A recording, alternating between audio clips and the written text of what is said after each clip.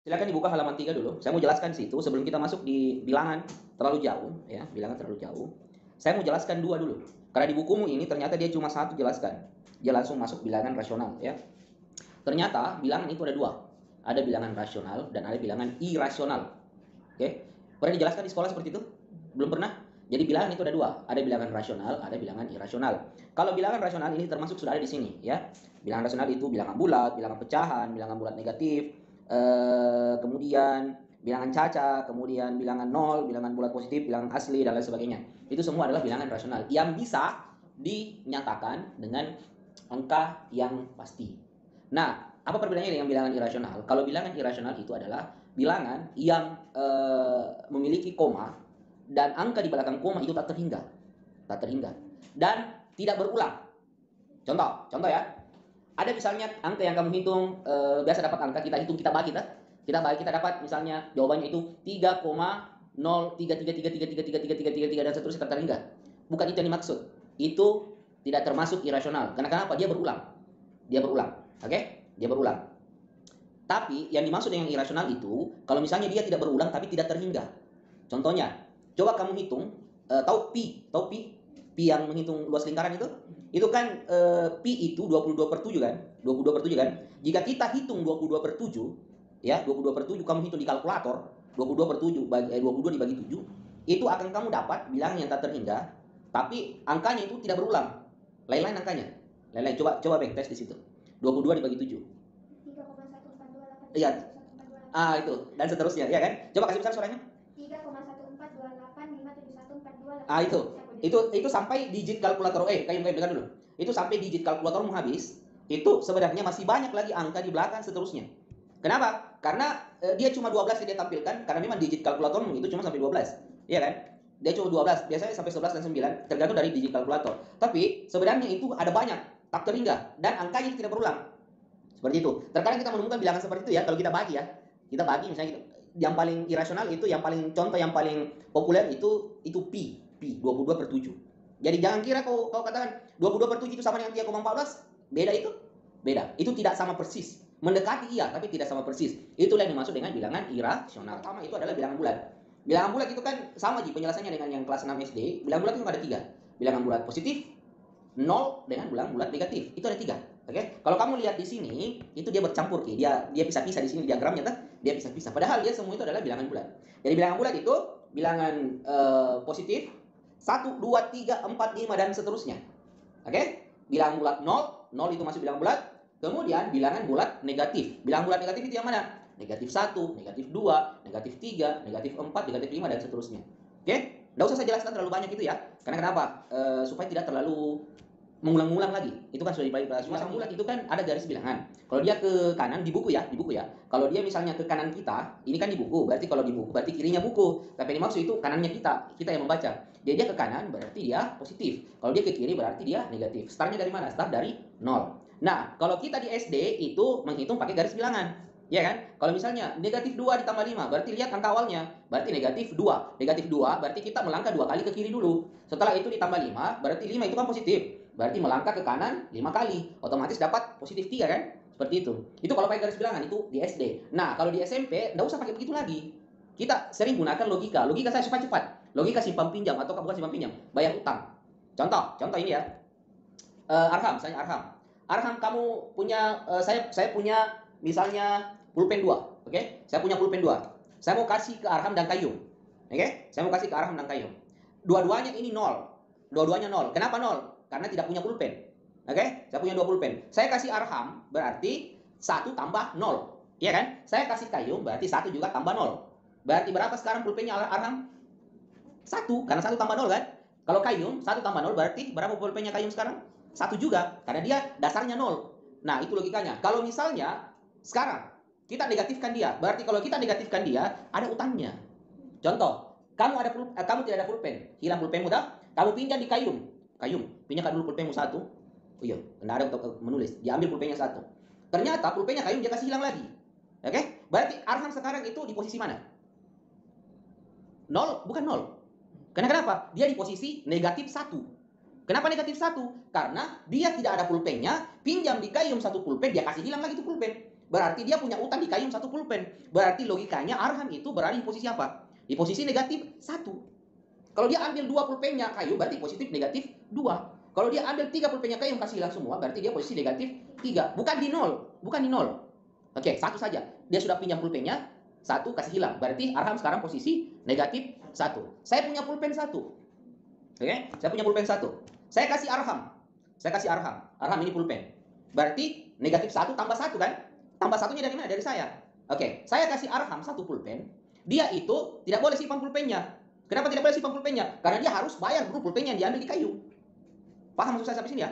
Jadi saya kasih pulpen Arham. Arhamnya itu tidak bisa simpan pulpennya, dia kasih Kayum. Posisinya Arham sekarang berapa pulpen? 0. Pinjamnya masih ada atau tidak? Tidak ada. Sudah selesai tak? Karena dia sudah bayar pulpen yang dipinjam pakai pulpen saya yang saya kasih. Jadi logikanya Arham kan negatif 1. Negatif 1 ditambah 1 berarti 0. Iya kan? Logikanya kan seperti itu. Iya kan? Negatif 1 ditambah 1 dari saya, hasilnya Arham 0. Kenapa bisa 0? Karena 1 yang saya kasih ke Arham, dia bayar dulu pinjamnya di Kayum. Seperti itu. Itu namanya logika. Kita pakai di SMP seperti itu. Bukan lagi pakai garis bilangan. Ke kanan 3, ke kiri 4, garis 1 langkah, 2 langkah, 3 langkah. Apa anak SD kelas 5 kapan? Jadi enggak usah lagi pakai seperti itu. Itu berpikir cepat. Saya kasih yang lebih teoritis. Contoh uang. Uang yang lebih banyak lagi. Orang lain, Dede, misalnya Dede. Dede sekarang enggak punya uang.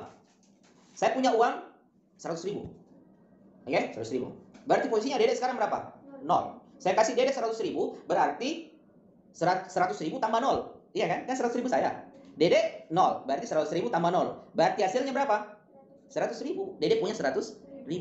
Nah, Dede tidak punya uang, mau beli es krim, pinjam uang di Tita 30.000. Oke? Kita hapus dulu yang di awal tadi. Sekarang kita soal baru. Dede mau makan es krim, tidak punya uang. Dia pinjam di Tita 30.000, mau beli Magnum 2 misalnya. Iya kan? Berarti punya uang di Tita 30.000. Dia ambil, dia beli Magnum, selesai habis. Oke. Posisi Dede sekarang di mana? Negatif 30. Iya kan? Negatif 30. Dibuat 30.000. Iya kan? Kan 30.000 dipinjam tuh. Berarti posisinya Dede sekarang di mana? Negatif 30.000. Oke. Sekarang saya punya uang 100.000. Iya kan? Saya punya 100.000. Misalnya saya omnya Dede, ya, omnya Dede. Dede, mau ke jajan? Ya. Oke, ini saya kasih ke uang 100.000. Oke, saya kasih ke uang Dede 100.000. Oke, ternyata saya kasih Dede uang 100.000. Dede itu punya kewajiban untuk membayar utangnya di Tita itu 30.000. Iya kan? Iya kan? Jadi saya kasih 100.000, berarti Dede punya 100.000, tapi dia ada utangnya di Tita 30.000, dia bayarkanlah 30.000 ke Tita. Sisa uang Dede yang dipegang berapa? 70.000. Itu logikanya. Logikanya tadi seperti apa? Seperti apa tadi logikanya? Logika matematikanya. Dede punya utang 30.000, berarti Dede negatif 30.000. Oke? Saya punya utang 100.000, saya kasih Dede 100.000. Berarti logikanya di situ negatif 30.000 ditambah 100.000 dari saya. Hasilnya berapa? Hasilnya 70.000. Positif atau negatif? Positif. Kenapa? Kenapa berkurang pada 100.000 gue kasih? Karena ada utangnya Dede 30.000 yang harus lunasi dulu. Untuk menjadi Dede itu 0. Jadi harus dulu dijadikan Dede 0, baru bisa positif. Jadi itu logikanya. Kalau di angka itu negatif, dia harus jadi 0 dulu, baru bisa kembali positif. Oke? Tidak boleh dia negatif, langsung jadi positif. Tidak boleh. Dia harus dikembalikan ke 0 dulu. Jadi tadi, Dede kan punya utang 30.000, berarti dia negatif 30.000.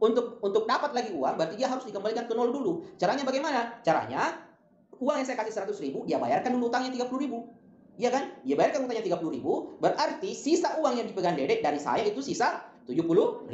Itu logika. 30.000 negatif 30.000, Dede ditambah 100.000 dari saya sama dengan 70.000. Itu logika seperti itu. Jadi logika berpikirmu harus begitu. Utang bayar, utang bayar, utang bayar.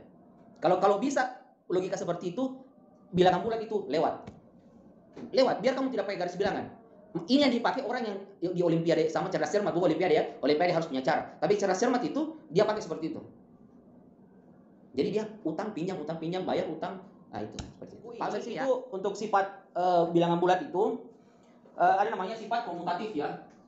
Komutatif.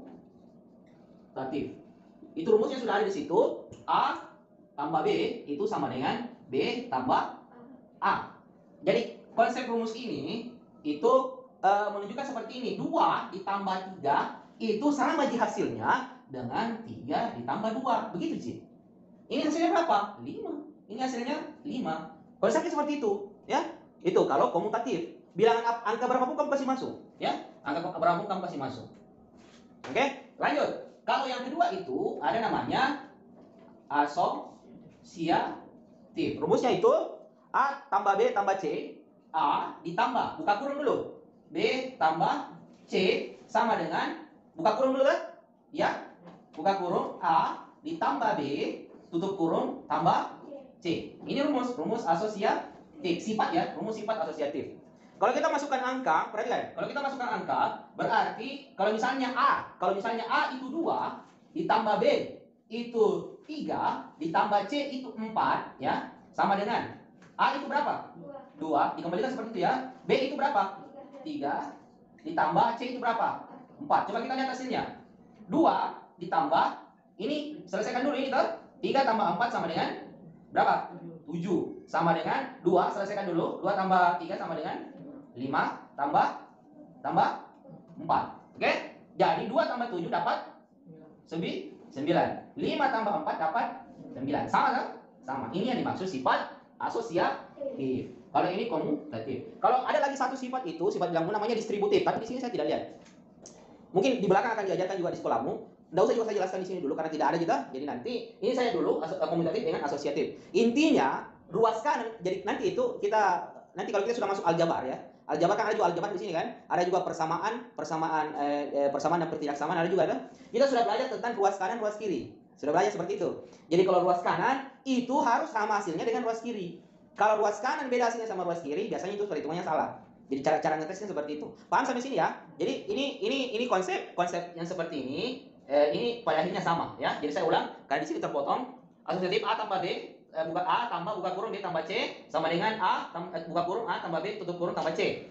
2, jika A itu 2, B itu 3, C itu 4, berarti 2 ditambah buka kurung 3 tambah 4 sama dengan A itu 2, B itu 3, C itu 4. Berarti buka kurung 2 tambah 3 tutup kurung tambah 4. Hasilnya 2, jumlahkan 3 tambah 4 dapat 7, 2 tambah 7 sama dengan 9. 2 tambah 3 dapat 5, tambah 4 itu 9. Hasilnya ruas kanan dan ruas kiri itu sama. Hasilnya coba lihat, ruas kanan dan ruas kiri itu sama. Seperti itu ya. Jadi itu konsep asosiatif. Yang di atas paling mudah, konsep apa? Komutatif. Seperti itu. Paham sampai sini ya?